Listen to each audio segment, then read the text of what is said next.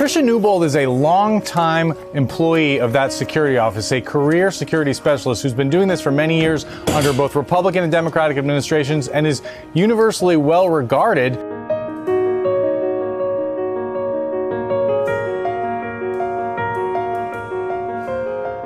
There's issues of ties to foreign governments. There's issues of potential financial investments that could lead to them being compromised if there were ever a foreign government that was trying to influence them.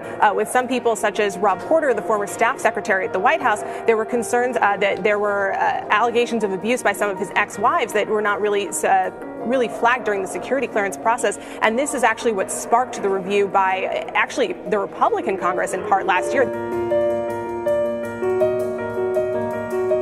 She has a rare form of dwarfism. She had filed a discrimination complaint against Kline, her supervisor, 3 months ago, accusing him of discriminating against her because of her height, allegedly moving things out of her reach.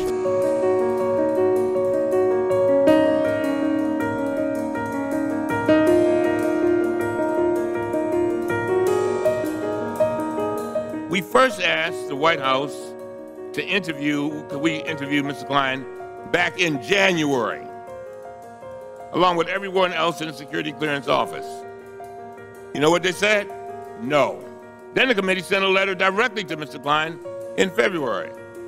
He responded. He never responded. Zilch. Then the committee sent a third letter in March explaining to Mr. Kline that if he did not respond, our next step was going to be a compulsory process.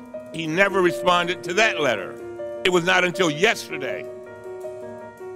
Keep in mind, we started in January. It was not until yesterday, after the whistleblower's claims were made public, and less than 24 hours before today's subpoena vote, that we finally received last-minute letters from Mr. Kline's lawyer and the White House saying that he would voluntarily comply. But there's a catch. He will come in voluntarily, but he will not answer any of our questions about specific officials, about specific security violations, or about specific security clearance adjudications. Instead, he will only talk about general policies. This is clearly not sufficient, and he knows that.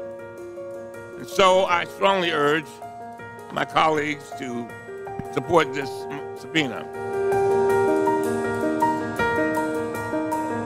Now today we're going to subpoena a guy who just sent us a letter saying he's willing to come here voluntarily.